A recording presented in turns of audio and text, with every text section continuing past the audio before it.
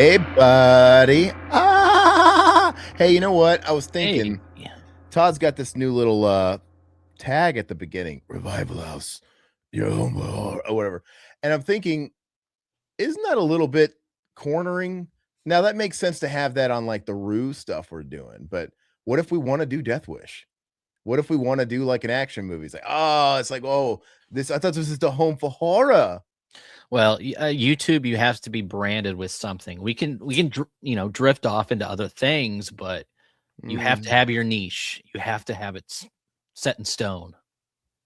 Isn't our niche the fact that we're a couple of fat losers? Pretty much. No, no, I it drives me crazy. It's cool. I like it, but I'm like, what if I want to do a Van Damme movie, you know? Well, 90% of the stuff we do is horror, right? Not by choice. Well, we got to give the people what they want. They want Freddy's Nightmares. They want Tales from the Crypt. They want Tales from the Dark Side. They want Rue Morgue. We're doing horror. Some nights I just want to do like Pee-wee's Playhouse, guys. I'm not gonna lie. You can do that on your other podcast. How about that? I mean, I don't know, guys. It's so funny because if I could make a movie a month, my own movie a month, every month, I bet you maybe 1 out of 10 would be horror. Really? Yeah. Like I would. There's some. I love. Dude, I love action cinema. Oh, I do too. I love crime cinema. I like so much stuff, man. I mean, like we talk about Lynch all the time. Lynch isn't horror. In a way, it could be weird, psychological, fucked up, but it's not really a traditional horror. Or I gotta say it like Phil Anselmo, horror. Kubrick's not really. I mean, he has that, pretty much one horror film, but yeah. But there's certain directors that kind of like, they get branched into horror a little bit. I don't know. I feel like we should. Look, but the thing is we can be that, Todd. But do we have to like say that there? Can't we like dance around it? Like I mean. No, I think it's pretty good branding, and it pretty much tells people what Revival House is. But I just told you that I would like to do Pee-wee's Playhouse sometimes. So that's not what I am. Okay, so I need to change the logo with the knife in it too. No, because I like. Well, should I put it to somebody laughing? No. Charles Bronson kills people. I'm okay with it. Not. I like edgy cinema. Edgy cinema. Okay, what's not edgy? We can do edgy cinema. I like all edgy cinema. Is all I'm saying. It's not all horror. I don't want it to be like, guys. I don't want people to get pissed off if one day I want to do like. They won't be pissed. You just got to build a fan base, and then we'll bring people outside of horror and teach them. Then fucking change it on them. Teach them. Then fucking change it on them. No, I'm changing nothing. But we could throw in some new things every so often. No, because every time we add shit, you keep cornering us more and more. I don't want you to add more because adding more is worse. Because then you're going to be like, so I'm saying everything's great. I would just say maybe we could do without the tagline. That's all I'm saying. I think it's great on Rue because when we're talking about Rue, yeah, at that point we are. But like if we end up doing Lionheart, maybe we should not have that on. Well, I'll just come up with some new ones. I'll just have ones for each, screen. How about that? All right. I feel better. Okay. Well, on anyway, Jesus. Yeah, I'm feeling really hot. Maybe that's what it is. I'm wearing my Ozzy Osbourne sweatshirt because it's laundry day, nothing clean, and I'm really hot because in Arizona it's definitely over 100 degrees here now, so I'm sweating my fucking tits off. That was 80 degrees here today too. It was nice, man. I loved it. Welcome to the chat, y'all. But hey, rest assured, I was just being a grumpy I was just giving Todd a hard time to give him a hard time. Yeah. I am kind of serious though. I'm a little serious. Like I'm not saying we have to go full fucking bore. Like, hey, we're gonna talk about nothing but Scream and fucking. No, I don't want to do that because some guys do that. That is their bread and butter, and all they do is talk about the fucking newest shit. And I will eat a bullet before I want to do that. I just don't want to do it. I don't care how much money somebody gave me, ain't doing it.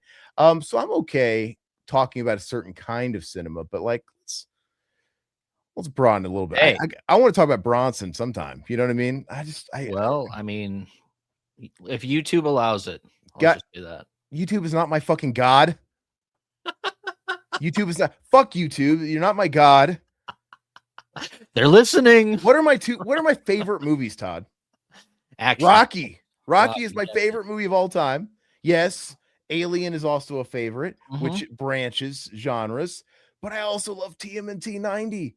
You know, just like I love Hellraiser. Come That's on, why man. we talked about bringing back Cinema Enema. I mean, yeah, we have things in the works that we will do. So Cinema Enema would still be under the your home for horror. It's under the umbrella. Said that I will have it on certain streams. How about that? Big announcement. Charles Band is who gives a fuck about Charles Band? He's not my god. I'm just kidding. Charles Band is releasing a second memoir book in April called LOL Horror Puppet. Should have been called Give Me Money. No, absolutely. He's a fucking puppet. No, I'm just kidding. Oh god. Hell of a nice guy, but yeah, he's a swindler, man. He saw Aaron coming at the con. Oh my god, dude, I am hot. I've made a mistake wearing this, dude. I'm gonna pull through though. I'm sweating. I'm gonna take your shirt off. Wait. Well, I'm gonna take my shirt off. You're so weird. Yeah. I'll try and join you heathens on my lunch break, says Satan. Thank you, man. Satan's always good about joining us on his lunch break. It, brother. In hell. Let's see. Gamer guy, what's up, brother? Let's see here. Racing, what's up? Evening boils and ghouls. Good to have you. Hey. As usual, man. Yeah, nice remorgue collage on our timer screen. I think time, dude. I've been doing so much shit. Just give me a break. It'll be different. Okay. Chill. I don't think he was giving you shit. He was just saying. No, you were giving me shit. I wasn't giving you shit. Oh, I thought you were in the chat. Sorry. No, I just commented on it too. I'm like, yeah, I think it's supposed to be different, but it's not. Yeah. I wasn't giving you shit. I was giving you shit about the other thing. I actually tried to upload a new splash or whatever in the beginning of the stream, but it was too many megabytes, it said. So I'm like, well, do you want to take another, 15 minutes to edit everything, or just, throw that one up for this one? So yeah. It's fine. Anyway, but we left it up on purpose because it allows us to seg into pitching our remorgue stuff. It was done on purpose. So anyway, so every other Friday we're doing our Friday night at the morgue show. And you guys might have seen we did our first one last Friday. Alpha Romero, you guys might know by now. You guys hopefully also subscribe to him. He's joining us for all of those. And first episode was great. First stream was awesome. We did the 10th anniversary issue of Remorgue, and they were also celebrating the anniversary at the time of the thing. And there was a whole bunch of interviews with the likes of John Carpenter, Kurt Russell, and Keith David. And it's a really, really cool issue and cool stream. And there's I just put up an abridged version of just the cover story as well up today, because there's a 4-hour-long stream, man. Yeah, very worth it, very fun, but it is also pretty beefy. And I think the plan is, next Friday we're going to be doing the newest issue. We're going to try and see, Remorgue has a new issue every couple of months, so whenever they do have a new issue, maybe it's cool to kind of go over the new issue. In between, we can do some retro shit. And the new issue is Undertone, that new podcast horror film. So we are also going to be reviewing the film. It'll kind of serve as a good way to do that, because Todd and I will be seeing it. So and Alpha. So that'll be fun. So definitely go and support those. It was a really good stream for us, really big stream for us. We want to keep those coming. Yeah. Let's see. What's up, King? We're doing great, man. Things are great. Real good. I've been at soccer practice the past 2 hours, so I just got home, but I'm doing great now. Yeah. Let's see. Are you? I pictured you playing soccer. No, I was actually. My son was playing. He had practice, and then my other son was. I was practicing coach pitch with him because he's doing baseball. So okay. I got one starting baseball and one's doing soccer. So it's busy. Honestly, which one do you enjoy more, like being involved with and going to? Which one do you like better? Football. Oh, but that doesn't go on at the same time. What about between the two that they're in now? Probably because I don't love baseball either. It's boring. Baseball's boring to watch. Yeah, and soccer. I mean, because my son likes to play goalie, he likes to be a defender because he's really good at defending. And it's, I don't know, probably soccer, I guess. But it'll be fun to see my 5-year-old, see what he can do playing coach pitch. There you go. What's up, Eddie Price? How you doing, brother? What's up, brother? Eddie Spaghetti. What's the next Remorgue stream going to be about? Because I wasn't sure if it was going to be about the thing again or if it was going to be about something different. I mean, just listen to yourself, my man. Yeah, we're gonna cover every issue they've ever done about the Thing. No, I don't know if they've covered the Thing more than once, to be honest with you. No, so the idea with the Rue Morgue thing, I think we're flying a little bit by the seat of our pants still. We have control, we have access to all the archives, so we're gonna kind of pick and choose what we want to do based on the week. And like I was just saying, next week is going to be the newest issue they have, which is going to be that new film Undertone. And I don't know, I kind of thought it would have been nice because they've been so nice to us to go over the new issue, because they only have a new issue every couple of months. They're not super often. So if we end up doing that, it'll work out to be 3 retro archived and then the newest one. It's not a bad trade-off, you know. They're bi-monthly, so yeah, it'll be like that. And for the other ones, the archive ones, I mean, you know, by all means, if somebody has one that they really like that they want us to cover, you know, throw it down in the comments or reach out and we'll see what we can do. What's up, Cross-Eyed Luigi? I'm glad to see you back, man, young writer. I have a question. Was that that Cross-Eyed Luigi, is that a doctored image, or was that like a frame that somebody still, and it was like where the eyes are crossed like randomly on the frame of the cartoon? Because that looks like that's a Super Mario World cartoon. I can tell from the tree in the background. But I used to like love those cartoons, and I went back and watched them as an adult a couple years ago. I'm like, ugh, these aren't very good. I used to watch the oh god, what was Bill and Ted cartoon all the time. You ever watch that? It only had like a season. How do you watch that all the time? It had 2 seasons. Because the first season was like, I think they got a different artist in the second season because they look completely different. But you know, Keanu Reeves and Alex Winter, they either voiced Bill and Ted in either the pilot episode or the whole first season. I don't remember. Yeah, I don't remember. But then they got replaced. Oh, that's probably what it was. Okay. And it just, yeah, I think Keanu hadn't blown up yet. It's like they did the cartoon right when they were doing the movie, and it was, you know, back then, this is like back in those days, this is like the world, this is like TMNT world, because back at TMNT, kind of, if you guys maybe recall, they were literally selling toys and shit before they even made the product. Like TMNT was a comic book, but they're like, hey, let's get a cartoon. Let's make a cartoon for this property, even though the comic book is super niche and nobody really knows it. But let's do a cartoon just so we can sell toys, because I think we can. And they literally like did all this shit at once without even knowing if it was going to be a hit. And I kind of feel like they did that with Bill and Ted too. They probably had the cartoon going at the same before they knew the movie was proven to be a hit. They just used to do that all the time. Like everything, everything was going to be a toy, and everything was going to be a cartoon spinoff. Like literally, the New Kids on the Block had a cartoon, dude. Well, Hammer, we talked about the Talking Shoes. Talking Shoes. You know, like literally, MC Hammer was like, he was a flash in the pan, dude. Fucking a year, 2 years max. It's funny how they just whip this stuff up so quick. King says, you said TMNT 9 is your favorite. What movie out of the trilogy do you like best? For me, I like Secret of the Ooze the most. Well, King, TMNT 90 is my favorite, so it's my favorite. I think TMNT 90 not only is my favorite, it's one of my favorite movies of all time for many reasons. You know, I do legitimately think it's a great film. I do legitimately think that they just hit it out of the park with taking a property that at the time was known to kids and making something that was equally for kids, but also for adults. And I don't think they did that with Secret of the Ooze. I think they bent a little bit to the studios, and it became a kids movie with Secret of the Ooze. Full stop. But like when you watch the TMNT 90 film, you know, it's got a little bit of that corniness to it. Like they still gave them the different colored bandanas to make it identifiable with the cartoon. Wasn't like that in the comic. But other than that, they kept it pretty grounded in the comic book.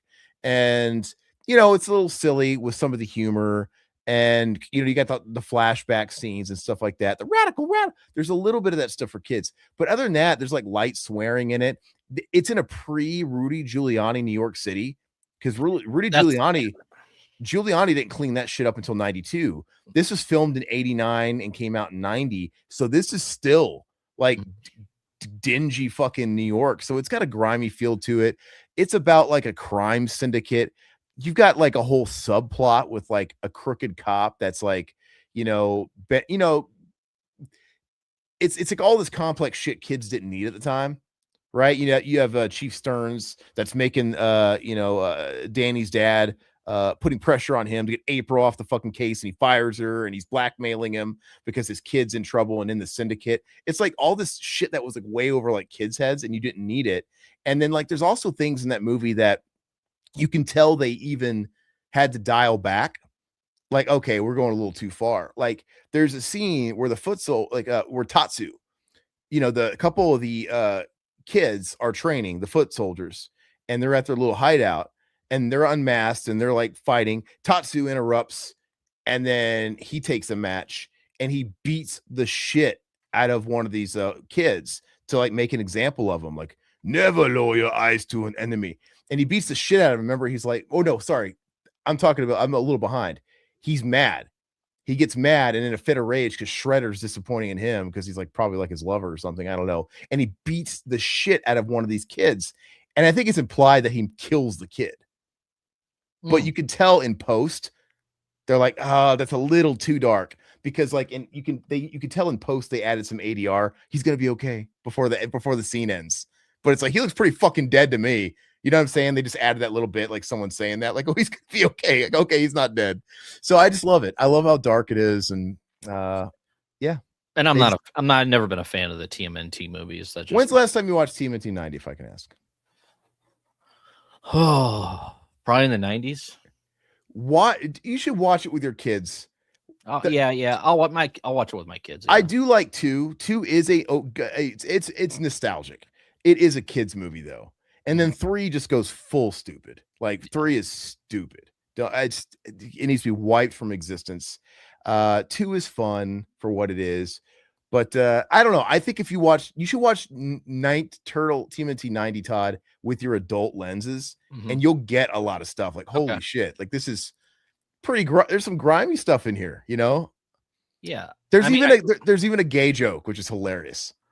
I grew up on the cartoon, but I don't know. I watched the films and I thought they were okay back in the day. So Elias Codius as Casey Jones is fantastic. I love it how he's like homophobic, and he doesn't want to sleep in the sewer when he first goes down there. And he's like, oh, he's accused of being a claustrophobic. Donatello's like, you're a claustrophobic. He's like, you want a fist in the mouth? I ain't never looked at another guy before. He's like, I'll show you I'm gonna sleep in the truck. Like, and he's like, but like this stuff went over my head when I was like a little kid. Anyway, that answers that question. Secret of the Ooze, right? Other bro, yeah. I mean, gamer guy, yeah. I just found out you're a black belt today in the Discord. Gamer guy, right? I don't know what degree, but it doesn't matter. I mean, it's all more degrees than I got, but you're a black belt in karate. That's awesome, man. Jeez. Remind me not to fucking look at you wrong. What is Seagal a black belt in? Oh gosh, what is it? Not Kenpo. What's that? Taibo. Not Taibo. That's Billy Blanks. That's the dance, hip hop dance or whatever. The martial arts dancing, dude. You know what? This has come up before, and Steven Seagal is like the only person who has this belt. Yeah, and like I think it's called into question a lot if it's even legitimate. Martial arts style. Does it have to do with cooking?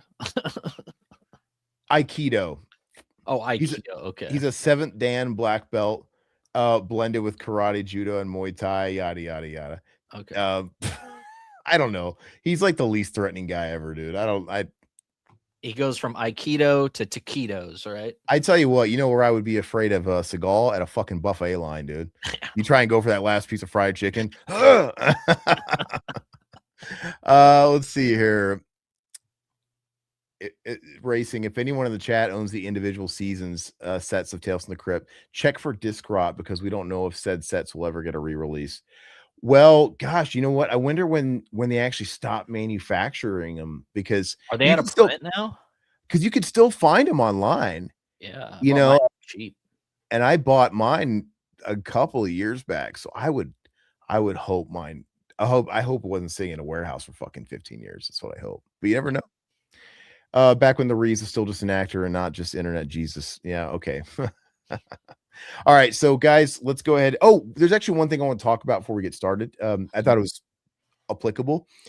Did you guys see that OpenAI shut down? What is it, Sona or is it Sora? What is it called? Hold on, let me actually find it. Sorry, OpenAI. I don't know what you're talking about. I didn't see this article. Oh, Sora. Okay, so yeah, so it was announced today, I believe, that OpenAI shut down Sora. Sora was that fucking thing draining all the fucking power, and people were making the MLK stealing fried chicken. Michael Jackson working. Oh, that was Sora. That was Sora. Okay. And then it was big news not long ago that Disney partnered with Sora, and they actually had $1 billion partnership, and they were going to allow people to use Disney IP characters to create AI slop. Like shit. And that was like the foretelling of the apocalypse. Like, gosh, now the biggest studio in the world's getting in bed with this AI slop shit. And they shut it down today. That's good. Which is a huge W. And their reasoning is they don't have the manpower to keep up with it because they can't make enough fucking processing plants. They can't keep up with the needs of RAM and all this shit. They want to take ownership away. So even they fucking had to tap out, which and Disney backed out. So because they closed down Sora, Disney's no longer partnering with them at all. Gotcha. So hopefully, and I don't remember what their let me see what their statement was. It's a good sounding statement. I just hope it's well intended. It says here, OpenAI, we're saying goodbye to Sora, to everyone who created with Sora, shared it, and built a community around it. Thank you, the company said in the statement. What you made with Sora mattered. Did it? And we know, okay, did it, guys? It mattered. And we know this news is disappointing. We'll share more soon, including timelines for the app and API and details on preserving your work. And it says here, yeah, Disney backed out, blah, blah, blah, blah. OpenAI, led by CEO Sam Altman, is not getting out of the AI video business. AI video is one of the many tools that can form in the ChatGPT app, blah, blah, blah. But it appears that the standalone Sora app will be a casualty of evolving ambitions. I just hope. Oh, what does it say? As of the nascent AI field advances rapidly, we respect OpenAI's decision to exit the video generation business and to shift its priorities elsewhere. A Disney spokesperson said, we appreciate the constructive collaboration between our teams, yada, yada, yada, yada. So the way they made it sound, I was reading some other quotes earlier, that OpenAI is going to focus their efforts other places. Hopefully that's the truth. And look, I mean, not that my heart's not out there for coders and editors and people that do like my job every day. But like, we all know this happens with tech. Tech makes dinosaurs out of massive amounts of jobs every other generation or so. And I would much rather be accepting of that than we don't need people fucking making movies we don't need people fucking bringing people back from the dead and making these shitty slop videos, dude. Who'd they bring back? Val Kilmer? Okay, that's another thing. Val Kilmer is in this new fucking movie, and the filmmaker have to come out and said he wanted to be a part of this film more than anything. And it's like, he's dead. I hope people are boycotting that shit. I mean, hopefully it doesn't go anywhere. He's fucking dead. And he never even filmed. It's not like he was even filming it and then died in the middle of it. He never even started it. He agreed to do this fucking movie before the pandemic. And shit happens, and it didn't happen. And it sounds to me like they're just capitalizing, right? Yeah. And so I sent Todd a screenshot, and it was from my boy Lyndon Ashby, aka Johnny Cage. And I want to read it because I think he sums it up great. If I can find it. Where the fuck is it? Here it is. I'm going to read this. Based Johnny Cage. I don't even know what to say about this. Scratch that. I know exactly what to say. Val Kilmer was a great actor. Imaginative, funny, heartbreaking, intelligent, brave, unpredictable. And sadly, Val Kilmer is dead. Val Kilmer isn't in this film. He didn't have any unexpected magical moments in front of a camera. In fact, there will be no place in this film where you see Val do anything, because what's in this film isn't Val. This is an AI-generated lookalike puppet of Val Kilmer, and its strings are being pulled by somebody else. And I don't buy this bullshit about how much Val loved this film and would want to be in it. You want him in your movie because A, he's available, B, he's probably affordable, and C, you're hoping that this desperate, sad fucking stunt might be titillating enough to get a few people to watch your film. Okay, I'm done. That's exactly what it is. Yeah. And whoever's running the Val Kilmer estate, I can't really put myself in their shoes, but bad taste. Yeah. Signing away this stuff. I mean, I guess Val Kilmer better than I do, but it is what it is. I don't think he'd be on board with this at all. I mean, dude, people out to work, putting people out of work and all that shit, dude. Val Kilmer, if he agreed to do this movie before the pandemic hit, I can only imagine how great it is, because this is when he was doing movies that were straight to Redbox with Curtis 50 Cent Jackson and shit, like just absolute fucking shovelware bullshit. So this is probably one of those budget films by a fucking loser budget filmmaker that is using this to get some fucking eyes on his film that he thought was dead, and I just think it's gross. Well, it was a nice little swan song that he was in Top Gun Maverick. And perfect. Yeah, that's honestly the best thing. And people, he went out with a bang. Yeah, it was emotional because everybody knew he was sick. The role was kind of like catered for his ailment. It was, and he died in the movie.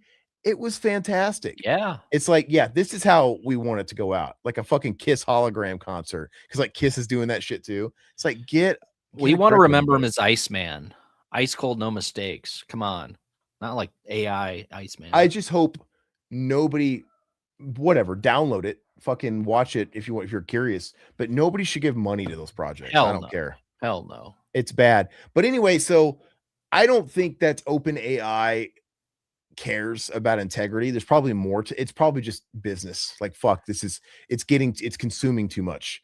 Because like we went a little too crazy. People are fucking expending too much. We can't support it. They're going, like, literally all these guys like Mark Zuckerberg and Sam Altman or whatever. They're going into all these towns trying to buy them out and buy up all the land to put facilities to fucking run this shit. And they're making it to where you can't afford RAM anymore. You can't afford storage anymore. They're taking away all ownership. So, well, good on that, and the fact that your utilities is going up right now too. Yeah, from all the power that these data centers need, dude. It's fucking stupid. Yeah. And good on their PR person, because the way they worded it almost makes it look like they're being humanitarian. Like, you know what? We're going to focus on like practical shit, not like, oh, okay.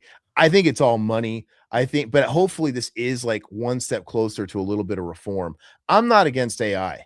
No, I'm not either. Make my life easier. I even think a lot of people that are in certain things like coding and stuff like that, you can make it a part of your daily routine. You could probably still make a way to work with it and probably just get more done. It's going to change the landscape a bit. And then a lot of people are going to be on the chopping block. It's just the way it is. I'm going to be on the fucking chopping block. It's going to happen. I already got on the chopping block. I'm done. And now I'm actually doing a lot more AI just to get ready for the whole, next 3 to 10 years, who knows, and I'm a bit bitter old curmudgeon about all of it, but I can swallow my pride a little bit. I understand where the world's going. So some of it, like, the old man in me is a little annoyed at the normalcy of it. Like, I'm already tired of seeing every fucking email I get AI generated. And I know that's been going on for a while, but literally every single AI email I get is AI generated.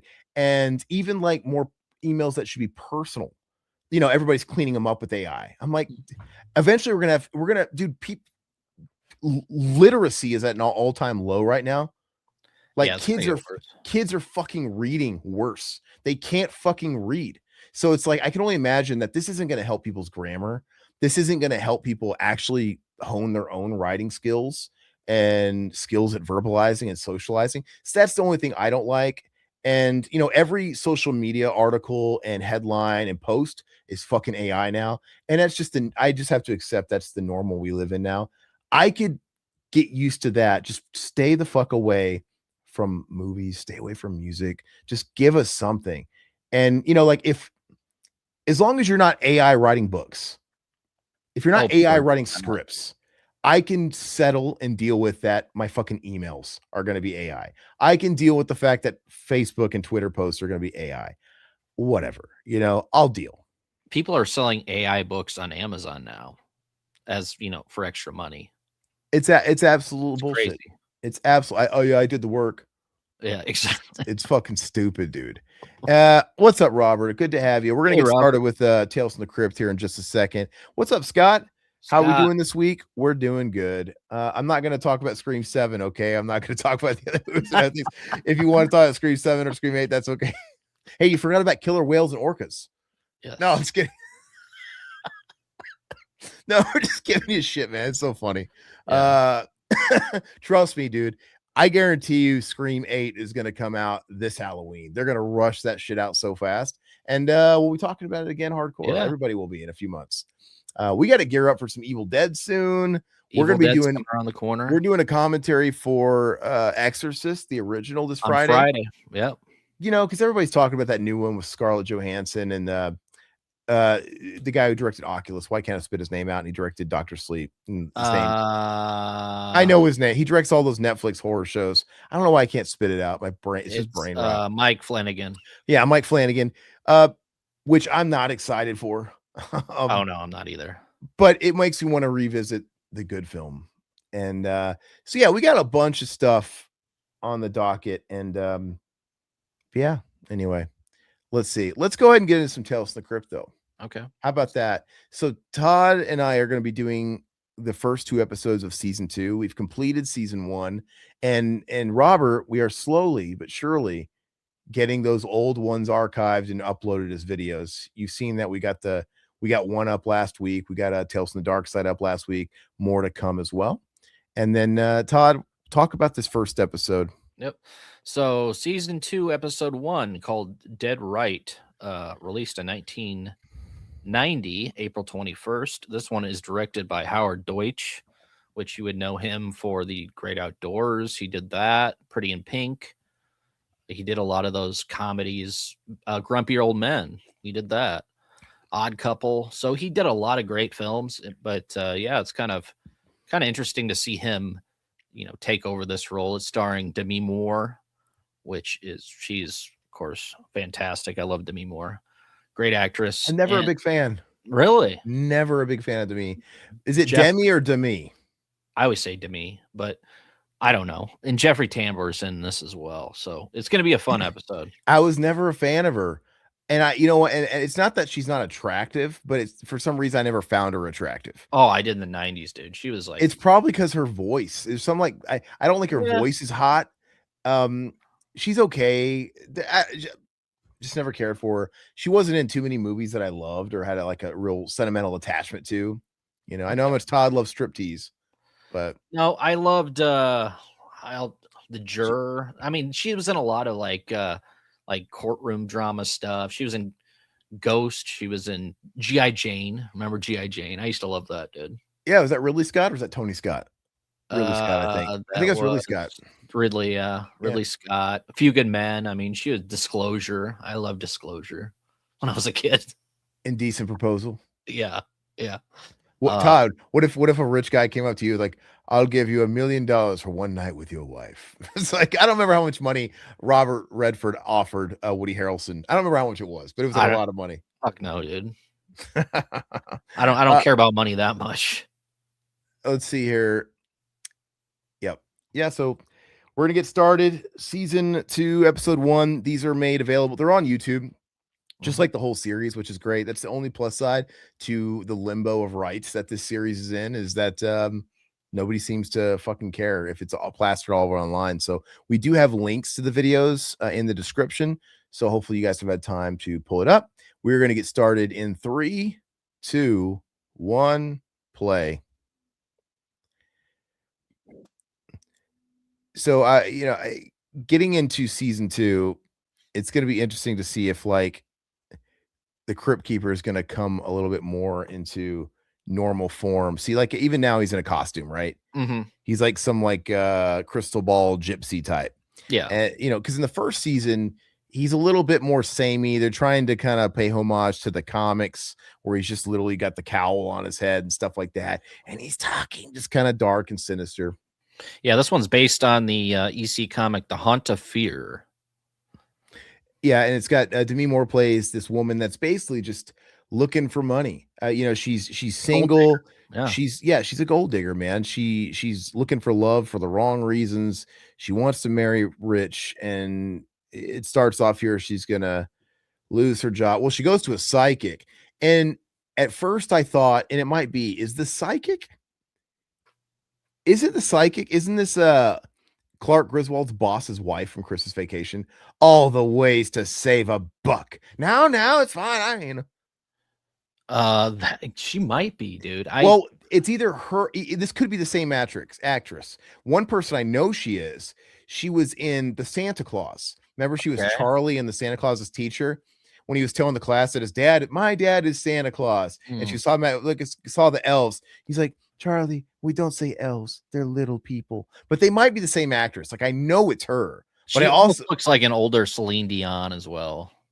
Yeah, well, she's moving too much to be Celine Dion. Have you seen Celine Dion? Yeah, she's probably battling something. Who knows? She does. She's got this disease that's literally making her muscle, that makes her muscle stiff. It's almost like living rigor mortis. And I don't know if they have to inject her with shit constantly to kind of help relieve it, but it's real sad. I've seen the documentary stuff on that. But I think she plays both. I think that is Clark Griswold's boss's wife. It could be. Yeah. But anyway, she's going to see her, and she gets her fortune read because this takes place, I'm guessing, in the 50s. Because when she gets fired from her job and she gets hired at this nudie bar as a waitress, and they announce the stripper on stage as she was Playboy Playmate Miss 1944 or something. Yeah. So I'm guessing it's probably the 50s, and she's like, or at least, I don't know, but. Yeah, so this one is actually written by Richard Matheson. Of course, he did I Am Legend. He did Twilight Zone. He did a lot of sci-fi and horror stuff. So you would know that.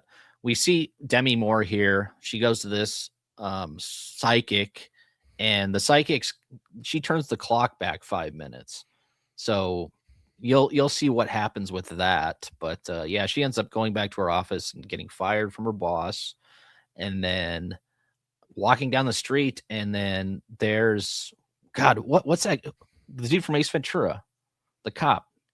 Oh yeah, the guy that's in everything. What else is he in though? Yeah. It's the guy from Ace Ventura. He talks like this. He's kind of got a scratchy voice. Yeah, the bigger dude. Yeah, he's the bar owner, and he sees her walking by. Hey, you want a job? So she gets a job at this strip club. Oh, there's Dr. Silberman, dude. Oh, Dr. Silberman is their boss. Which, by the way, was it you did I share it with you, that T2 porn parody, or I sent it to you? Yeah. That was cracking me up, dude. The Penetrator too, and it's such an easy idea for a porno parody. But my favorite of the trailer was well done. I'm sure that's the most entertaining thing, and I love it where she's like, Dr. Slimmerman or whatever. Like, how's your ass? How's the ass? I was like, I died fucking laughing, dude. Like, I can only fathom what scene preceded that. Yeah. But so the psychic said, hey, you're going to lose your job. You're going to find a new job. And that's kind of where that starts. And yeah, she's the clock was slow. She gets back to her job, and she gets fired. Yeah. No, he said, no, I thought she was an hour and a half late. Oh, it was only 5 minutes? I think it was 5 minutes. It was a lunch break or something. Yeah. Yeah, but I thought it was. No, it was 12:25. I think she was gone an hour and 25 minutes. Okay. Whatever. She was like 25 minutes late. So regardless, she slowed down the clock, and that caused her to be late. She lost her job. So it kind of makes you wonder. She clearly knows what she's doing, though. So why would she have to slow down the clock to make that part set in motion? Or did she? Was that her ambition to do that? Yeah, she's behind it the whole time. I know, but she clearly is she's right about everything else. Mm-hmm. Like, she wasn't behind fucking Jeffrey Tambor, the fat guy. No.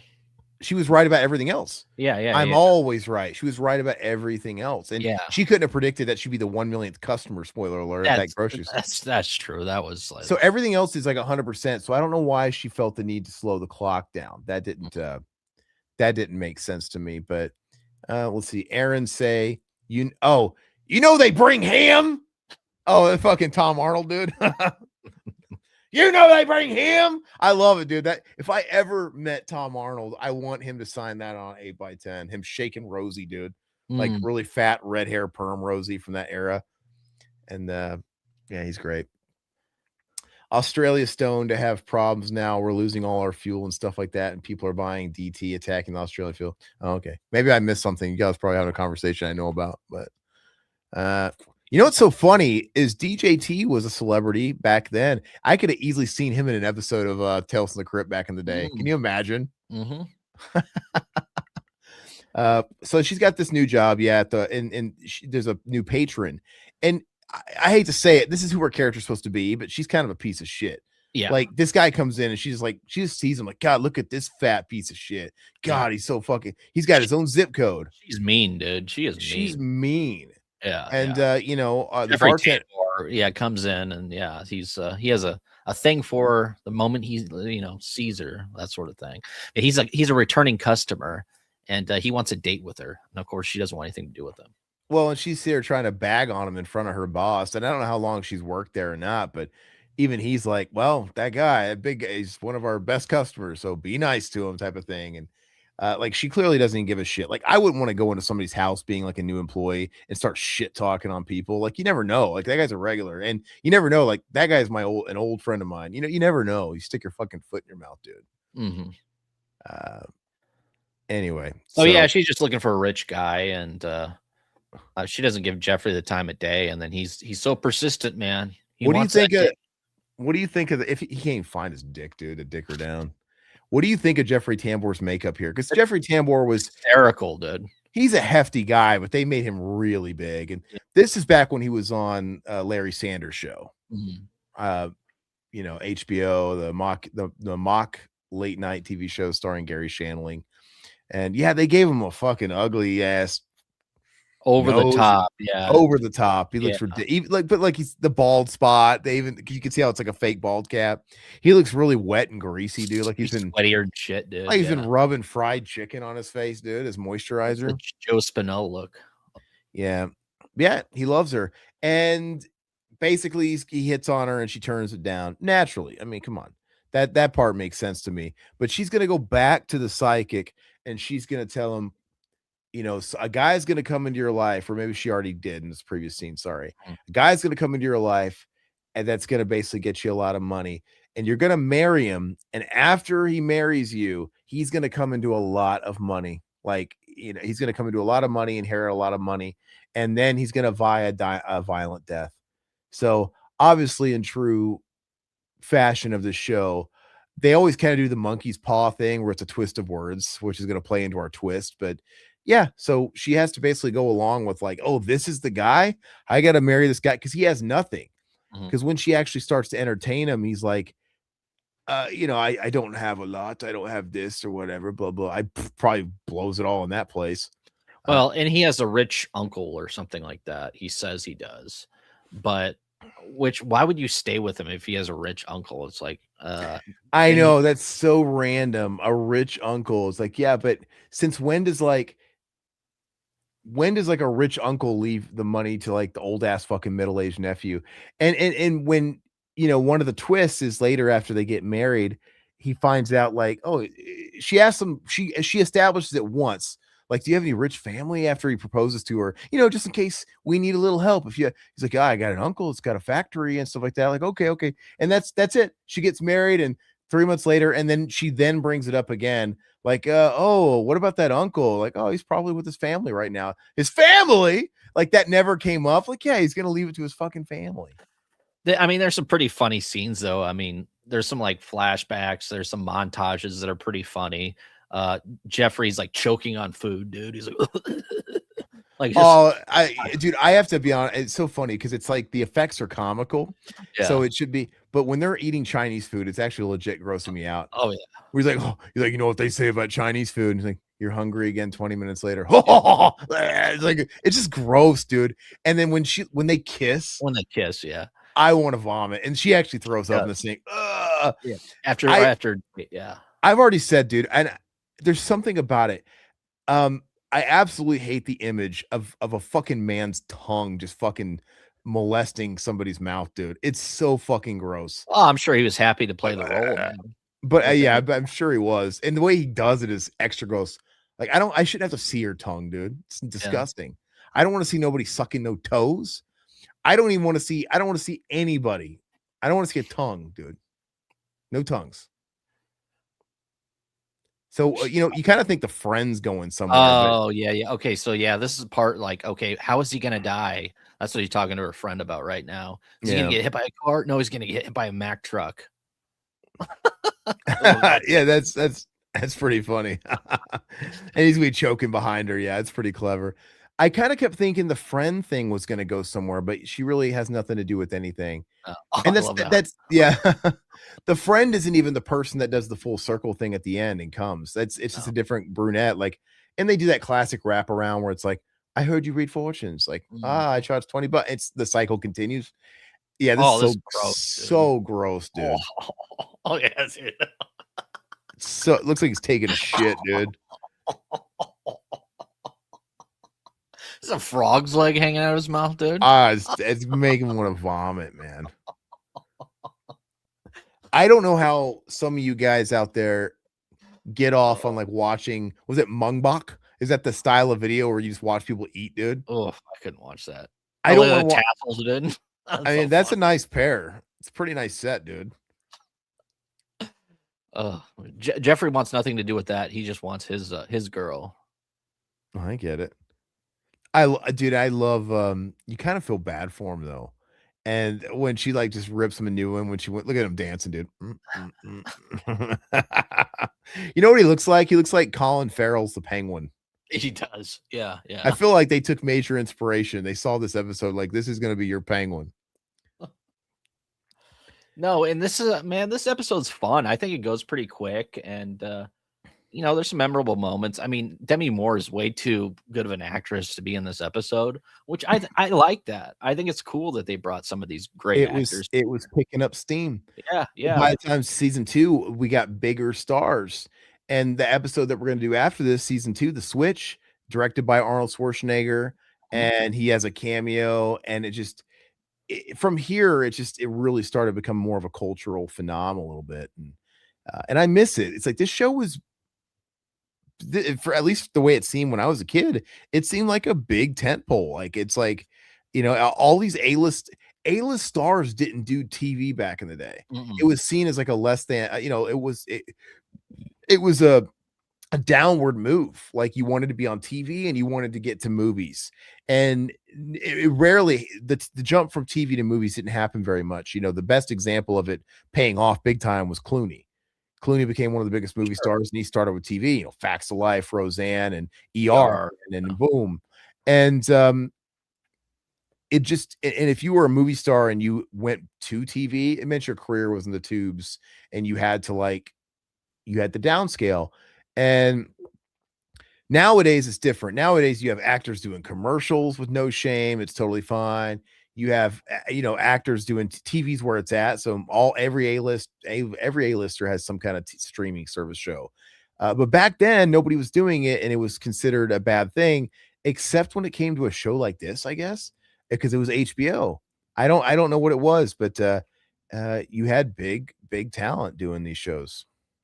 And I love the dark humor they bring into a lot of this HBO, Tales from the Crypt. I mean, it's stuff you wouldn't see on probably regular television at the time, which is I appreciate too. It's not just like strictly horror. It's like every episode has something different to it when it comes to that. Robert, you flatter me. Thank you, Aaron. You're hilarious. You do that so well. Should I grow out my hair like a mullet like Tom Arnold, dude? Because he's wearing like that fedora and he's got like that mullet. I should slowly become Tom Arnold. Okay, so here, direction and tone choices from the director. She'd be vomiting. She had to kiss him, and so so he walked away before he saw her throwing. That's so gross, dude. I don't want to see people throw up. Go ahead. Direction and tone choices by Howard Deutsch.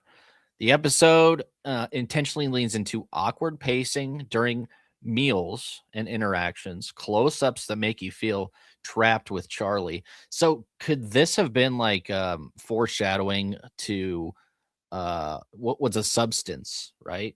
Like with him eating and stuff like that, like close-ups. Did that director like rip off? Okay, Demi Moore was in this too. I'm gonna rip off some of that. I doubt it.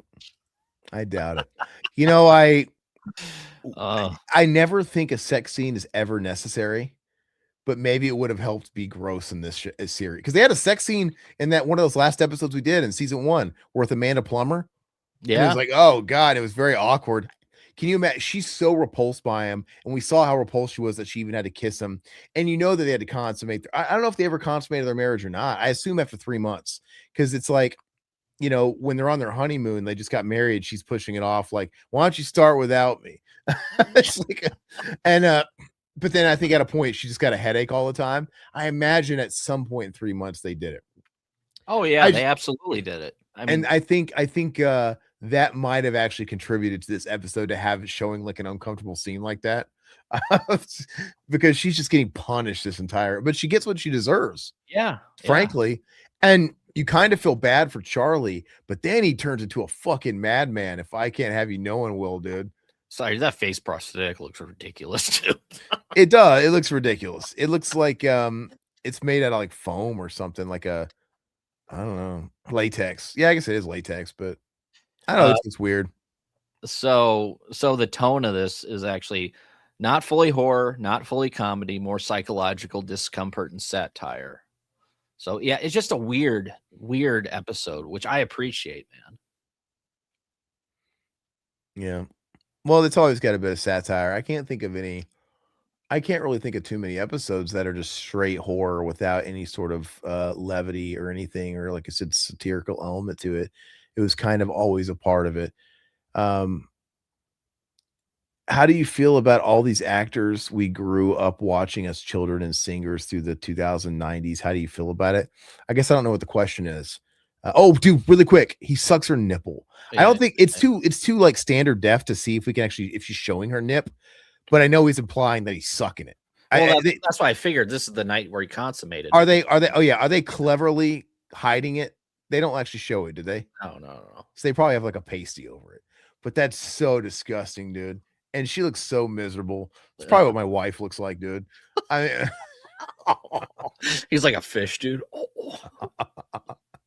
That's so gross. He's literally kissing a corpse, dude. Like, yeah, they do just the pan away, but this is funny. It's ridiculous.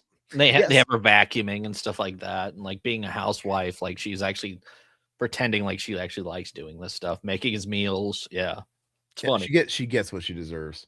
Married life's great. Yeah, do you understand? What do you, Scott? You might have to reword that. Are we talking about? I don't know what you're saying.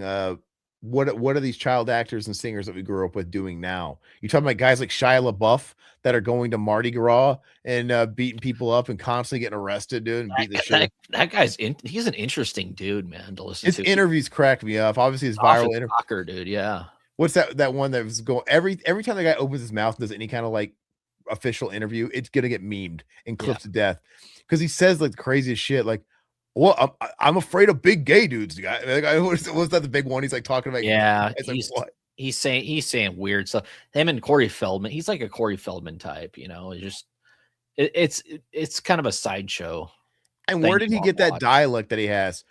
Come here, bro. What are you doing, I bro? Think he's originally from. Is he from New Orleans? Originally? That sounds like almost like a New Orleans, like a weird New Orleans. His family lives down there. I think he was saying. It's such an interesting dialect, but he's an interesting guy, man. Yeah, he's got small man syndrome, I think, though, dude. He acts like he's some fucking hardened, like badass or whatever. And I'm like, I think you got a lot of fucking deep-seated issues. The shittiest thing that guy did was he made that whole movie, Honey Boy, based off his childhood as a childhood actor, where he played like his father, and like he had a kid play like the version of him.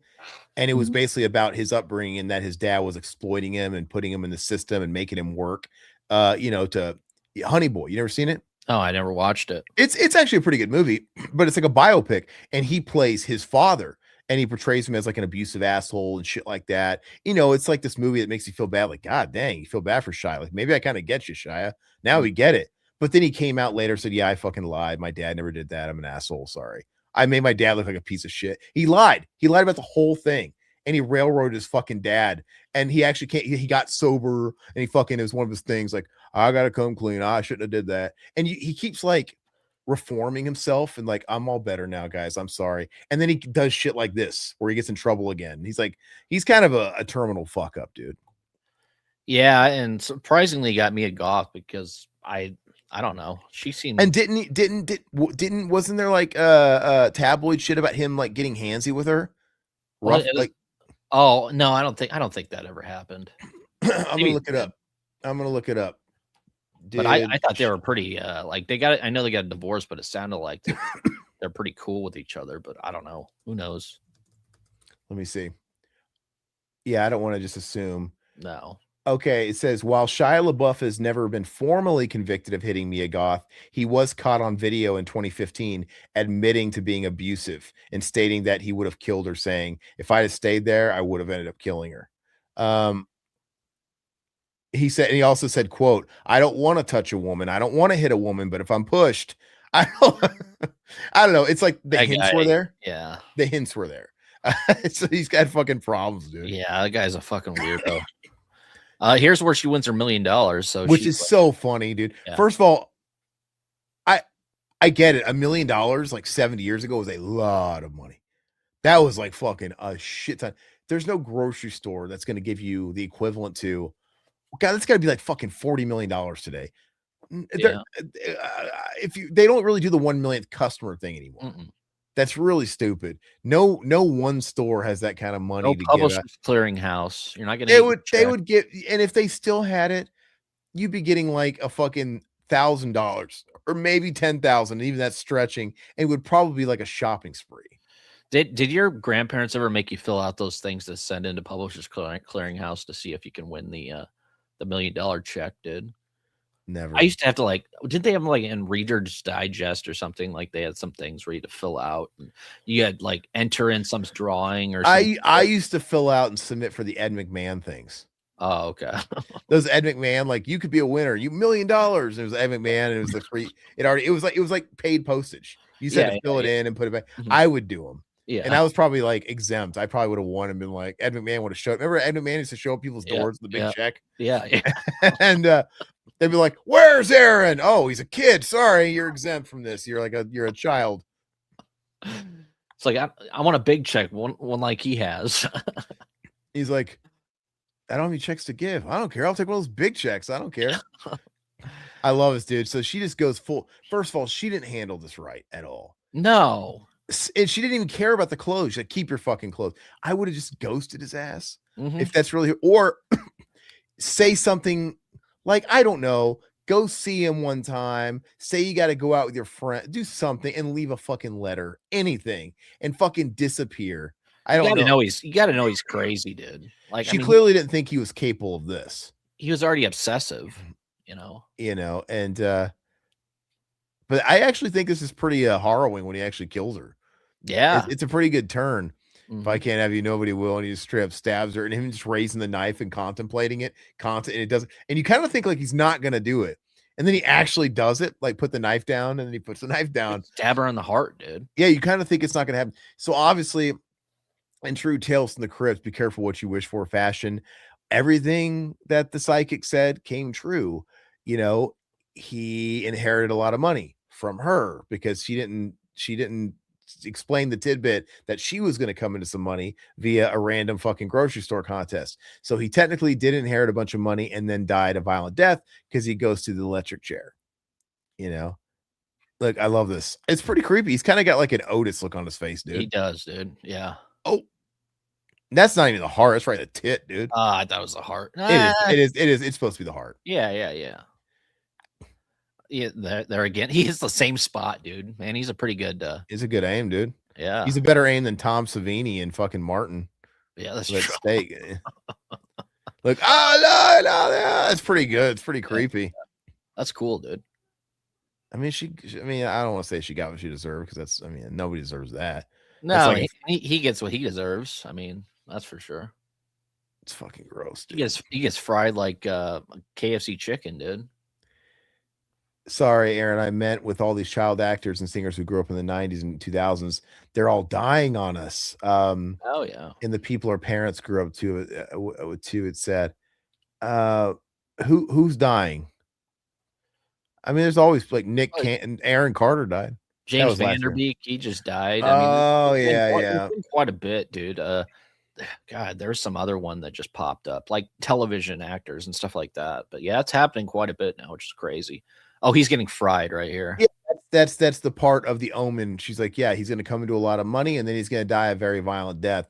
She just assumed, you know, he was going to come into money himself from somebody else, and then he was going to die a violent death. Naturally, she's going to get away with the money. So, you know, pretty classic campfire story type stuff. And then the cycle continues. We have another brunette going to come in and just, hey, you know, I heard you read fortunes, and that'll be $20.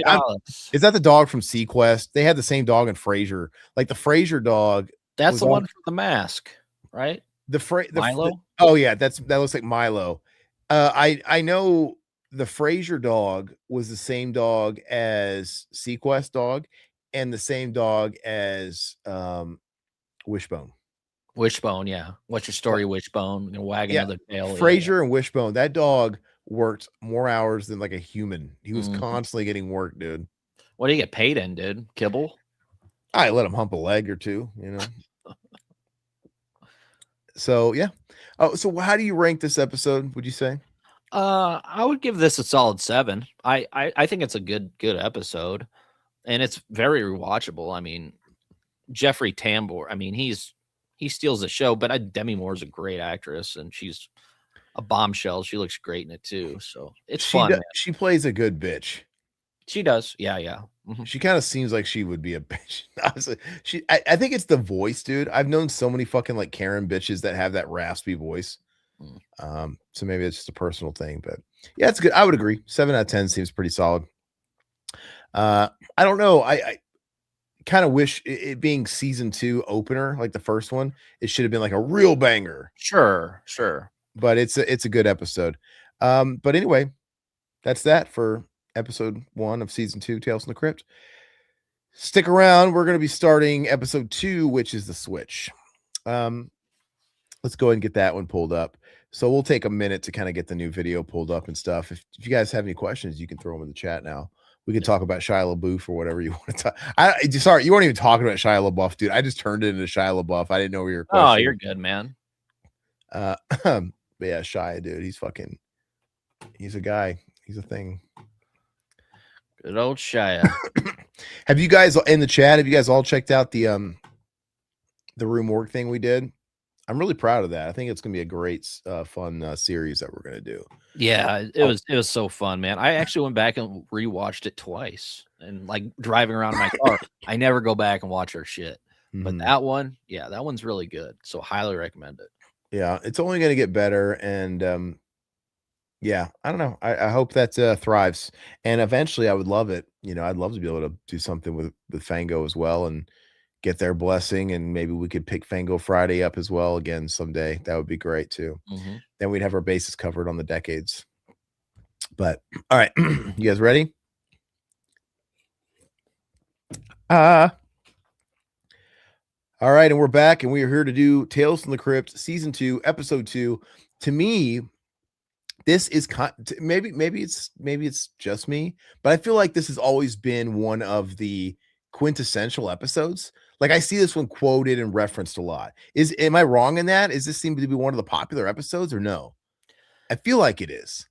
I would say so, because it's kind of like the Frankenstein-esque too, but it also has Arnold connect. So it's the Switch, and you know it's directed by Arnold Schwarzenegger, which I don't know if Arnold really directed anything else outside of this.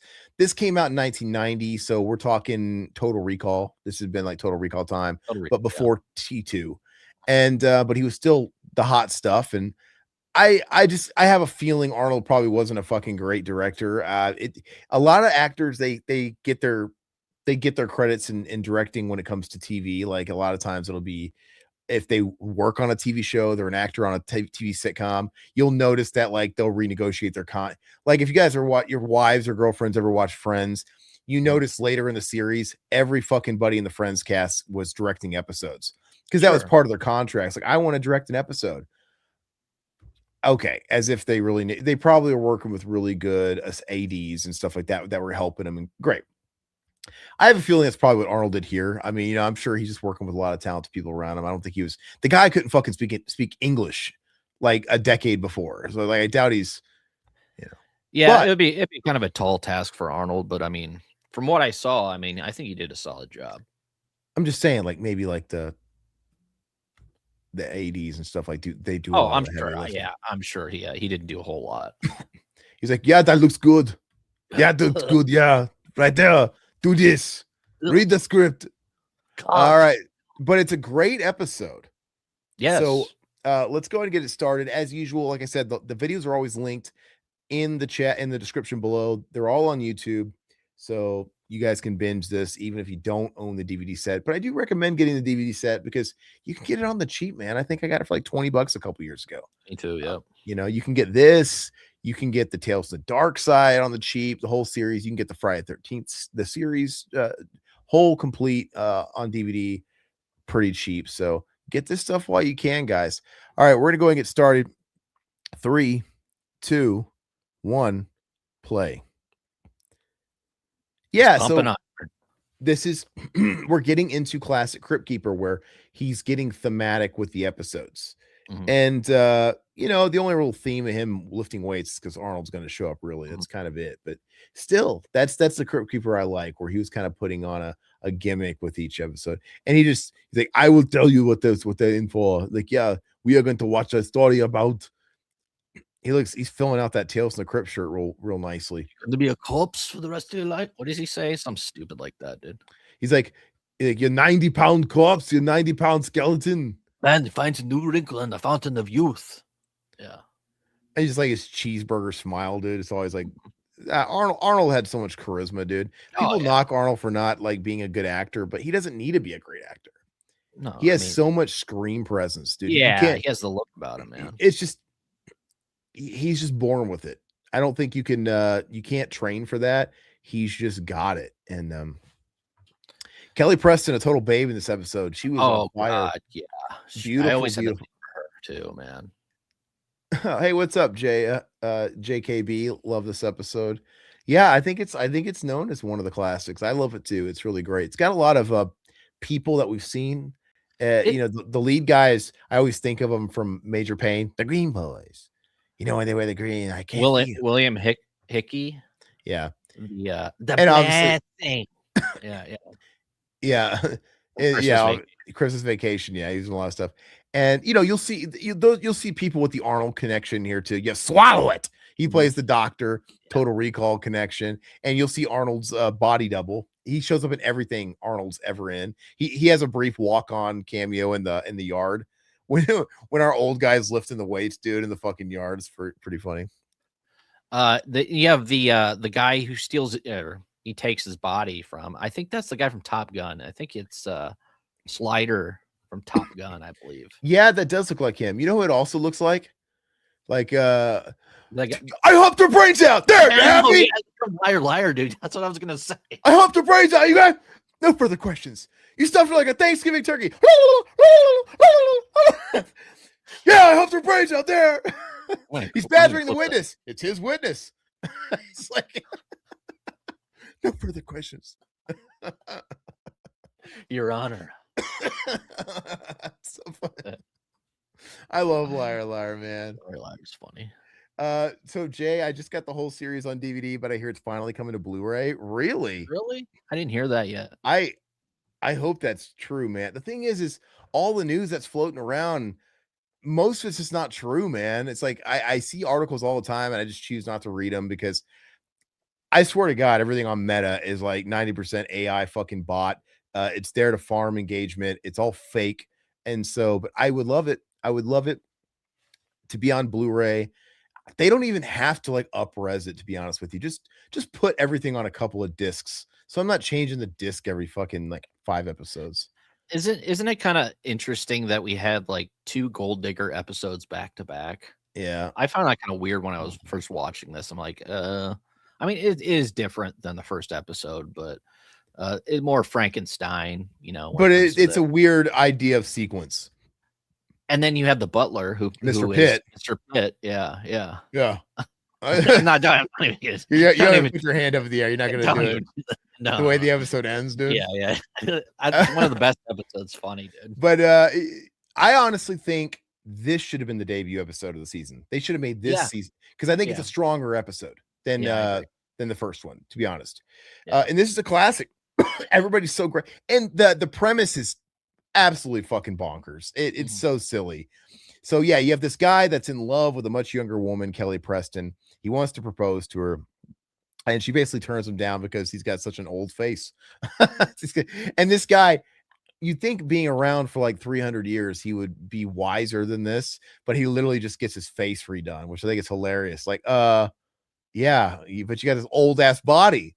I think it's hilarious how he just, the doctor keeps ringing him out for all his money, and they actually imply that he would have more money. What does he end up paying? Like $6 million altogether? Yeah. And this guy is supposed to be some sort of billionaire, but no, he keeps upping it every time he comes back to him. No, he ends up paying like $6 million. Okay. He pays $1 million for the face, then he goes back for the torso and it's $2 million, and then he goes back for the lower body and it's like, I think it was like $1 million per appendage, and he included the cock, so it was $6 million. And he's like, "That's all my money." I'm like, "You look like fucking Getty up there, that rich asshole, like at that house and the butler. Like that's $6 million, man." But isn't it supposed to be like some sort of like crazy Nazi doctor too, or something? Did they imply that? No, I don't know if they implied it, but I mean, that's what that would make sense, doing this like underground experimental shit. I thought that they sent him because they were wondering like who do I need to go for this, and then I don't remember. I remember he said something to the effect of maybe he did something during the war or procedures. I don't remember. But it's absolutely asinine. But I think it's really funny. It's like if you could just accept that it's just ridiculous in concept. The fact that he gets a stretched out face, dude, just like Max Headroom when he gets it, and then he's walking around with the skinny old body. It's hilarious. And then when he goes to do the upper torso, now he's got enough done to where he can just swap the actors out. Now we can have I hopped her brains out. Now he can actually play him. But then when he goes to the fucking like, oh, let's jump in the pool, and he's got the old man legs. And the only thing I could think about is when she saw the old man legs. Looks like my legs did. But when he had the old man legs, I'm thinking, but we saw him at the gym fucking doing impressive shit. Oh, yeah. He was doing. I'm like, if you had the weak ass legs, dude, and core, you couldn't do that. No. Really couldn't. No, he couldn't. So that's a little misleading, but look at me trying to make sense of an episode like this. The Green Boys. Let's see. Hey, I have to say, welcome to the chat, Gonzalo, by the way. Hey. Hugh Jackman and Van Helsing 2 rumors around. This is exactly the kind of fake ass articles you see all the time. It's like known actors are going to be in a sequel to a beloved movie that isn't really happening. They do this shit all the time. And I just don't trust any of it, man. I don't trust any of it. No, I kept seeing the stuff about the Nightmare on Elm Street. Like, they're coming out with a new Nightmare on Elm Street in 2 years, or Robert Englund signed on to it. It was all fake. Completely. Well, they used to do the clickbait thing where they would take a quote out of context and trick you into clicking the article. Like maybe they weren't lying, but the way they worded it was misleading. And you click on the article and it'd be something like that, and it would be like, oh, Robert Englund would be open, but it'd have to be animated. It's totally misleading. And it's always a hypothetical, like somebody asking him and then drilling an answer out of him because they're asked. And but now they're straight up just making up shit, like shit that never happened. They're literally throwing stuff into ChatGPT and generating fucking random articles. And it's gross, dude. I think Meta has to do something because their platforms are shit now. Man, it's been terrible lately. It's not as bad on Instagram for some reason, but it's not. It's Facebook. Facebook is all fake. For me, it's like everything in it's fake. It's like, what is this? Well, they're trying to trick boomers a lot of the time on those too. No, it's just engagement farming. It's just people want engagement, and it works. And sometimes they take the bait and they'll see like a funny image or whatever, and they'll have to comment on it. I'm like, I don't even give them the satisfaction because that's what they want you to do. But oh, is this the guy that forwards them to the referral to the other guy? Yes. I know this guy. I know this guy in Total Recall. I understand. It's not cheap. Yeah. Swallow it. You know, and I think the twist in this is really, I mean, you could probably predict where it's going to go if you watch enough Tales from the Crypts, but it's really clever how they pull this one off in particular because, you know, he's rich and he doesn't think this woman's going to love him because of the way he looks. You know, it's about his appearance and his and he trades with this guy, the fucking stuffed for like a Thanksgiving turkey guy, and he can't make heads or tails. Like, why would he want my body? He's like, oh, he'd rather have the money, which is kind of an interesting concept too. It's like, oh, this guy wants appearance at the cost of money. The other guy wants money and not the appearance, but it's all to get a woman. And it's a be careful what you wish for type of thing. It always, all these episodes are always be careful what you wish for. But at the end, it's great because, you know, his butler and the woman get with the guy that took his old skin. And which is funny because, you know, which that doesn't make sense. Oh, it's because he didn't want to tell her she had money. Yeah, that's true. I want her to love me for me. It's like, oh, I'm not going to tell her I have money. Which, by the way, why was she even getting any of her attention? I don't know why she's talking to him. Yeah. I mean, was it implied that they were even dating? I'm confused. I thought they were just friends. For all I know, it's really weird. And then, yeah, but she didn't even know he had money, so he didn't want to tell her that. So, but he had a driver and he had a butler. It's like, and you don't have money. Come on, she can't put two and two together. I think maybe she is a blonde. No, I think she blondes. I think it's implied that he did all that stuff around her, and maybe she didn't see it. We just have to go along with it. But anyway, the whole thing is, yeah, she ends up getting with the old man with all the money.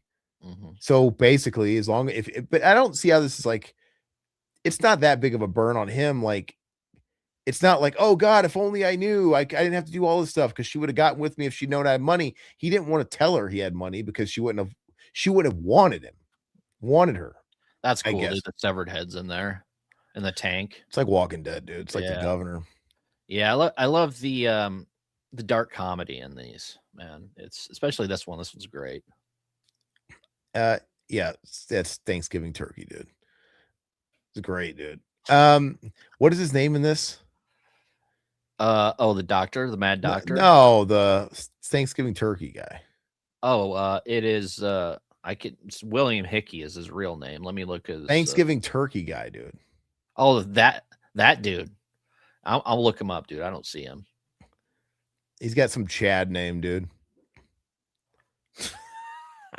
Hans. Yeah, it's Hans. That's right. Hans. Played by Carlton Webster. Is it the guy that Thanksgiving? Is it just look a lot like him? No. Maybe it's not him. It might not be him, to be honest with you. Dude, it's God, let me look him up. I think if you're as old as William Hickey, dude, and you want someone as young and prime as Kelly Preston, I think you should just be okay it being about the money. I mean, like, honestly. No, Carlton Webster is the guy, the old fart. That's a screen name. Let me see who the other guy's name was. Who played Hans?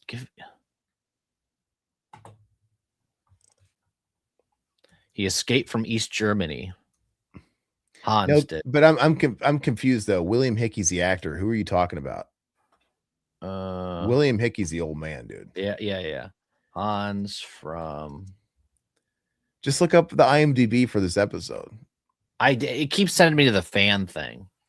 Well, I'll look it up. IMDb, Tales from the Crypt, The Switch. All right, so here we go. I got it. I love the swallow it guy, dude. He's creepy. Oh, Roy Brocksmith. What else was he in besides Total Recall in this? Because I just always go back to Total Recall. Okay, so Rick Rossovich is Hans. What else did Rick Rossovich do? Yeah, Top Gun. Oh, he played I'm gonna bite off your buttons on your blouse in Terminator. He played him. Yeah, that's right. Yeah. He played Matt, dude. It's so funny because he doesn't even look like Matt because the angle he's sitting out on the couch, dude. Yeah, I don't think he's in. I don't think he's in Liar Liar. He just looks like that guy. Yeah, but you were right. Yeah, he was on Pacific Blue, dude, back in the day. He was in every episode. Pacific Blue. Shit. Wow. Beach bike cops, dude. So Roy Brocksmith was he was also in of course Total Recall, Arachnophobia, Bill and Ted's Bogus Journey. Who was he in Bogus Journey? He was yeah, you're right. I'm thinking Han still.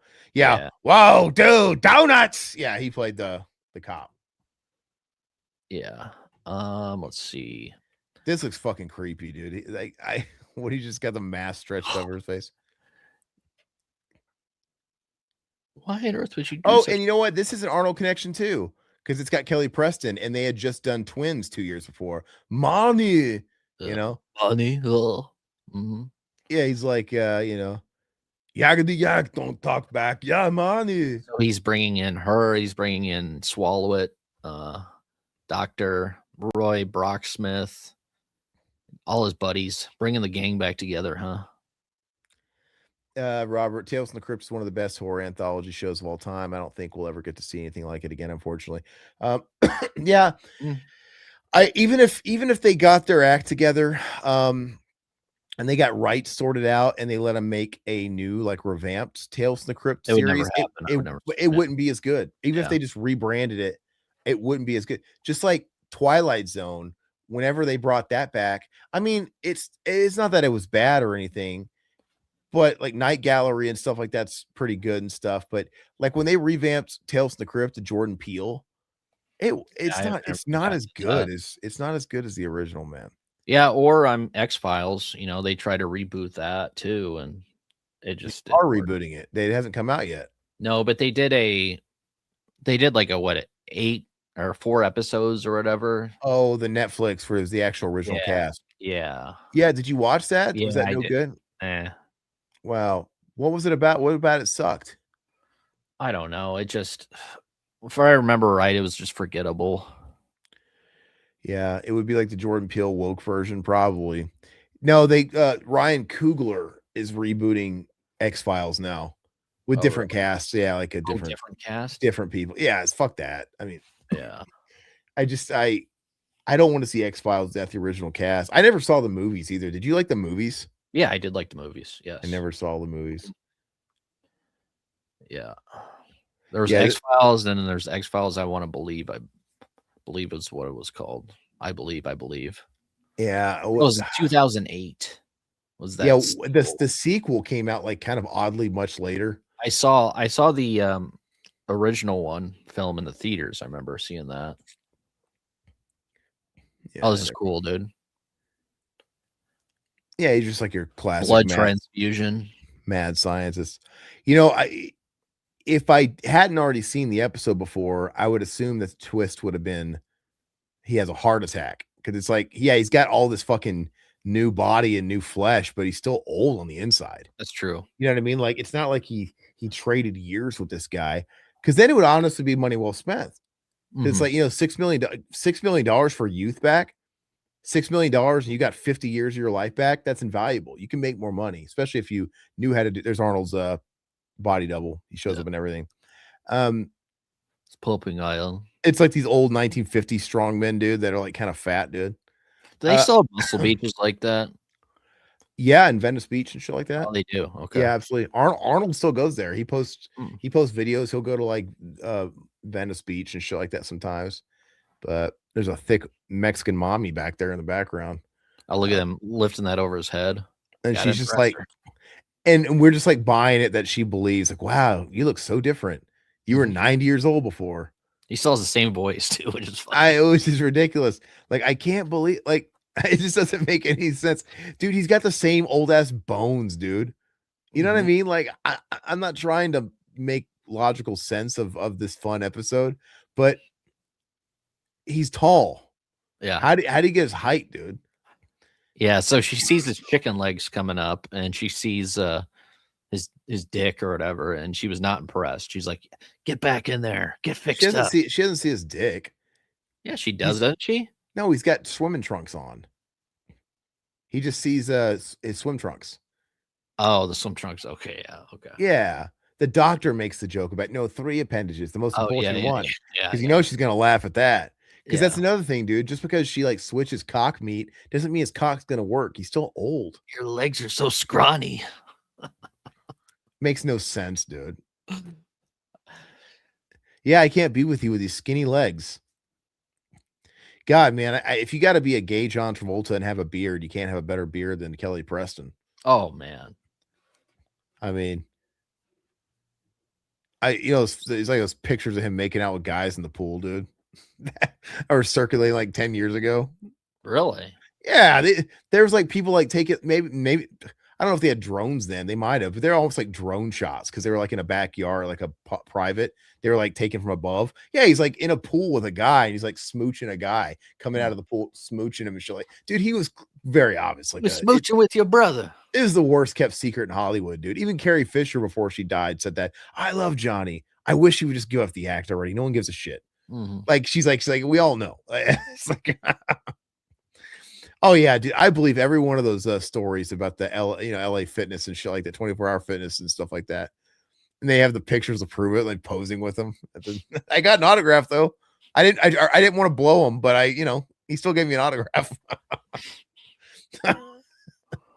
But yeah, Kelly Preston was beautiful. Yeah. Why won't they re-release the X-Files on Blu-ray again? You can't get it anywhere. Was it ever on Blu-ray? Yeah, I got it. You do? Yeah, I got the German one though. It's the same thing. I mean, it's all region, but I got it like 4 or 5 years ago, I believe. Yeah. But I don't know. I don't know who has the rights to that. Probably Disney, right? Is it streaming on Disney Plus? I think so. Sometimes Disney surprises you and they don't put stuff on there, Yeah, it's on Disney. So okay. Disney owns it, that's why. I don't know why people can't keep the rights. They can't keep Married with Children up on streamers. And that was a Fox show, so you think it would be on Disney. But like that thing has been everywhere, dude. Like, first of all, it's on nowhere, then maybe it's on Disney for a minute, Hulu, and then it goes to Peacock. And then it was off streamers again for like 6 months. And now it's gonna be on Prime again this month. So it's like, god dang. All I know is whenever I want to binge watch Married with Children, it's not available. I got the DVDs. Yeah, I'm not doing that. I can't do it. Dude, why? Because the only time I watch stuff like that is when I'm in bed. I'm retiring for the night and I just want to like watch some episodes. I don't want to get up out of my comfortable bed, dude. And I got one of those beds that's really tall off the ground. It's a pain in the ass to get out of this bed, to be frank. Once I'm in it, I kind of want to be in it. If Disney owns it, we'll never see it on physical. Yeah, you won't. It's kind of their MO. That's one reason I got the German set. Taking off his body cast, and he's gonna have the big old meaty cock, I guess. Oh, we gotta see his ass here. We see his ass, dude. He's gonna stuff you like a Thanksgiving turkey, Todd. I wish it was. He's an Adonis, man. I know. That guy's like, you're an Adonis. You're perfect. I want to suck that hog myself. He is a good-looking dude, man. Where did he find Hans that offered to do this? Like, where do you find a guy? We all know why he found the doctor, because East Germany. Remember, he brought him over to the States, man. We know, but I know why he came to the doctor. He wanted a procedure done, and the doctor who referred him probably gives him a kickback. But how does Hans find a doctor because he wants money? Yeah, okay, his name's Hans, but we don't know he's from Germany too. I thought the doctor said he brought him from East Germany. Oh, he did? Yeah. But Hans doesn't have a German accent. Well, we don't hear it because we hear the old guy the whole time, right? Oh, he talks, and at the end, he's got the old man. He's on the old man's voice. He's like, yeah. No, okay. I'm sorry. You know what I'm saying? Go to your local library and borrow the show like I did as a kid. Borrow it and rip it. There you go. The money isn't worth it. No, dude. I mean, it would be worth it, like I said, if he was getting the actual youth, because I could have seen the twist being, oh, she gets with him, but then he has a heart attack because his heart's still old. That's also a good twist. It's like, oh, you change, because you think with his old ass 90-year-old heart, he couldn't take the muscle, and you think it'd be straining on him. I don't know. And he doesn't have any scars on him, visibly. I mean that's pretty impressive. Yeah, he's a master. So he came here to propose. He got rid of Mr. Pitt because he couldn't afford him anymore, and they had an emotional goodbye. But Mr. Pitt just went and worked for his doppelganger, dude, which is hilarious. And his entire life has been stolen, dude. And now she changed her mind. She wants the money. Well, he never even knew if she wanted the money or not. He never wanted to tell her he had money. Yeah, remember? Yeah, that's true. He's like, I don't want to tell her because I want to know. Look at that. Let's close up, dude. Oh, let's zoom in. But I still don't think Hans didn't get the goods end of this. Like, great, you've got $6 million. You don't even have $6 million because the doctor kept 10%. So you have like, what, $5.4 million. And you got a hot babe, but you got an old dick. Yeah. He's old, dude. He's old, shriveled. I mean, the other guy could find the old guy could find a girl in a second now. I mean, he doesn't have money, but you just hang out at the Muscle Beach, man. Yeah, I mean, like, what it's silly, dude. Guys like that have that kind of money, they play the stock market anyway. It's like you could play the stock market again. Just, I don't know. It's a good episode though. Yeah, we're doing The Exorcist on Friday. I got a hot take about it. Well, tune in and tell us on Friday. Yes. Love The Exorcist. The hot take is probably that you don't like it, but no spoilers. I want to hear all about it on Friday. Yeah. It's funny the doctor could replace everything but the vocal cords. That is funny. Yeah. It's like, think about that. Yeah. At what point do we just like we just say fuck it, we're gonna do a brain transplant? Because like the whole thing is like we're just trading bodies here. He asked about brain transplant in the beginning, but yeah, can't do that. Well, I think he was insulting him. Oh, because he said he said, oh well, Hans wants the money, and then he's like, am I going to get his brain too? I think he was insulting him. Like, why would you want this old ass bot? Because he thought he was trying to get rid of this. Gotcha. But yeah, people value different things. I think it's a great episode. I think I don't know. Do I give that one a perfect 10 as far as in the scope of the series? What do you give it? I don't know if I got it. No, I wouldn't give it a perfect. I'll give it 8 out of 10. Oh, I'm at least giving it a 9. I think it's a great episode. It is a great episode, but I mean, there's better ones. Which one are you looking forward to in season 2 then? That's so much better. I don't know. We'll see. So how do you know there's better ones? You can't call it out. Hey, it's my face too. Let's see. Season 2 is the best Tales from the Crypt season from what I've seen.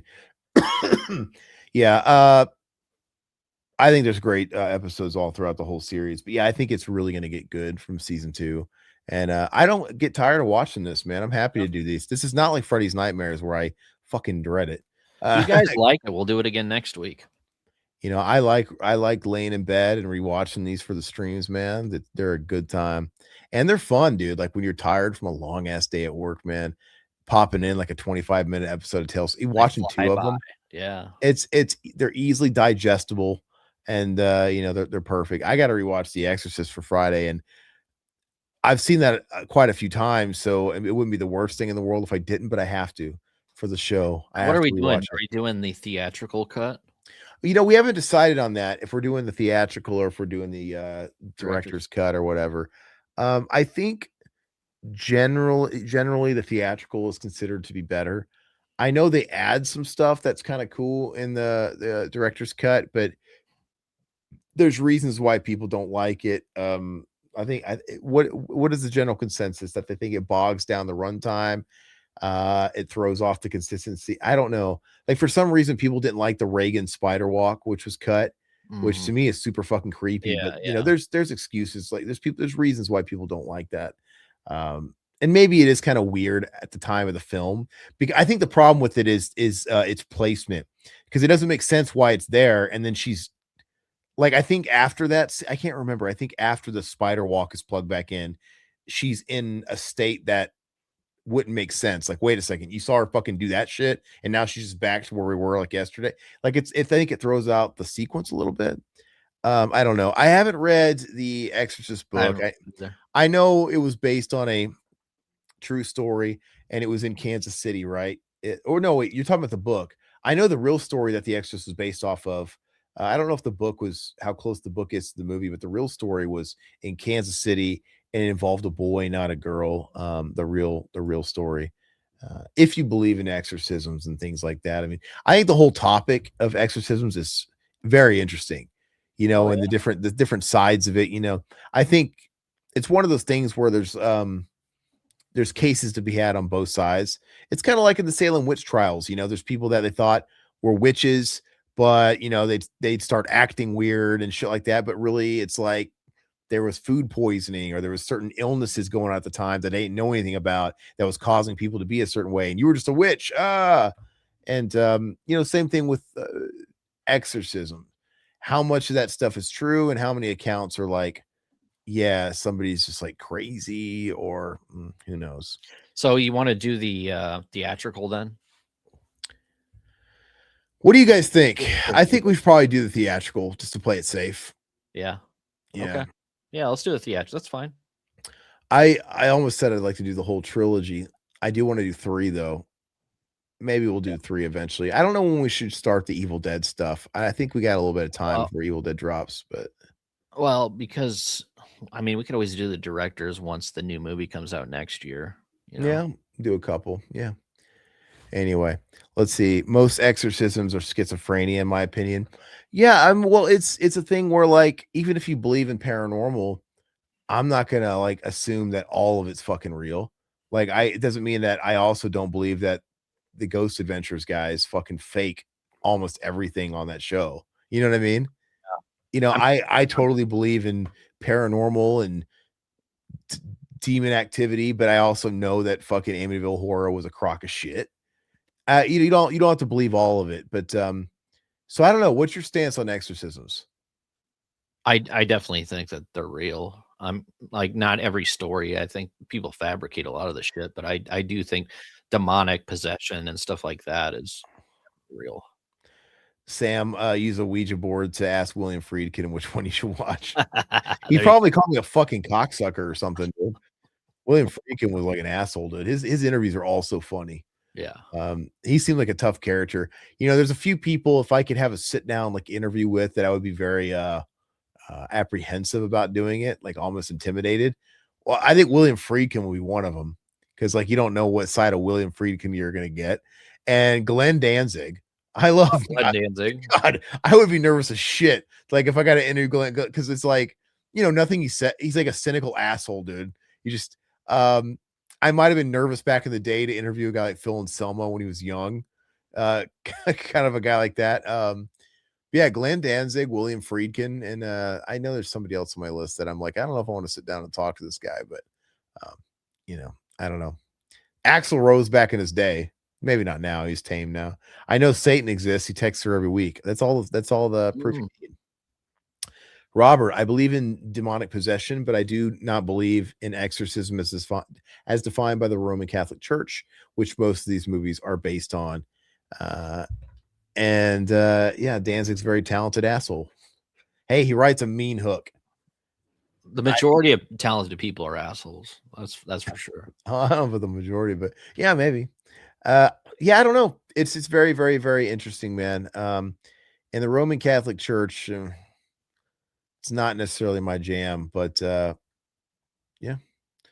Anyway, all right, guys. I think we're gonna call it there. Thank you so much. Friday, please tune in. We are going to be doing The Exorcist, and yeah, it's a great movie. It's an American classic. I think The Exorcist is a 10 out of 10. It's one of those just legendary films that I think deserves all of the praise, prestige that it's earned over the decades it's been out.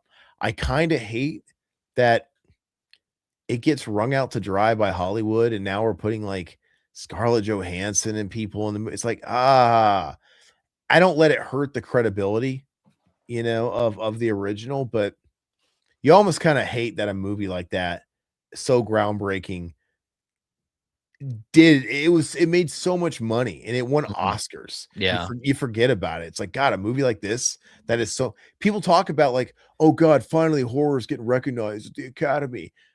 Exorcist back in the day did, dude. There's been quite a few actually, but The Exorcist not. And The Exorcist, I think, is just more groundbreaking and hardcore than fucking Sinners. Oh yeah, yeah. You know what I mean? Like it's just so it's kind of weird that we have this movie that's just so much of a main staple in the horror community between the Reagan, Pazuzu, and all that stuff. But it's also this fucking like darling that everybody fucking loves, and Hollywood wants to put money behind it and put whatever fucking A-list actor in it, and I just can't take it seriously.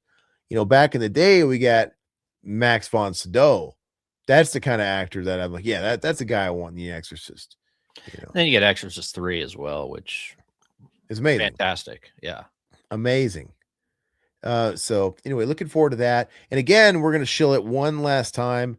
We are doing every other Friday. We're doing our Rue Morgue deep dives. We're calling them Friday Night at the Morgue. The first stream was up last Friday. Go and check that out.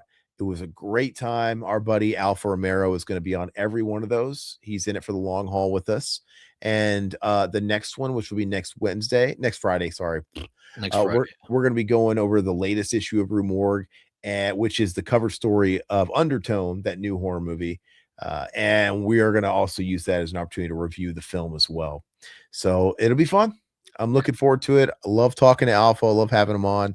And we look forward to your guys' support with that. The whole podcast horror is going to be interesting to me to see this Undertone movie. Let's just say that. It's hard to beat The Exorcist for ground creep and possession movies, but I'm not sure it's been done. No, it started it all.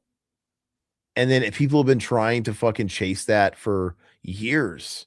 And, there's been a couple of hits that kind of brought it back as like a subgenre. It created a subgenre, the possession horror. Well, and the possession horror was really big in like the mid to late 2000s. Like, Exorcism of Emily Rose and all of those. Then we had like a whole bunch of them. I think, was that the hit movie Exorcism? And then that spawned a whole bunch of movies. A lot of them. Yeah. I mean, Laura Linney might have even had an Oscar nom for that movie. So I don't know why Hollywood, the Academy, likes Exorcism so much, but they poo-poo other horror. But then we had like the one with Professor Lasky. It was almost The Last Exorcism. That was a good one. It was, but it got a little crazy for a minute. It's like we had so many fucking exorcism movies, and they all had the same like generic fucking cover. They did, and they all had exorcism in the title, and it's just like, all right, bunch of Dimension films. Yeah, I get it. Yeah, I mean, I would agree to that. Exorcist 3 is the only good one besides the OG. That's not even a hot take. It's pretty much it. Exorcist 3 has no business being as good as it is.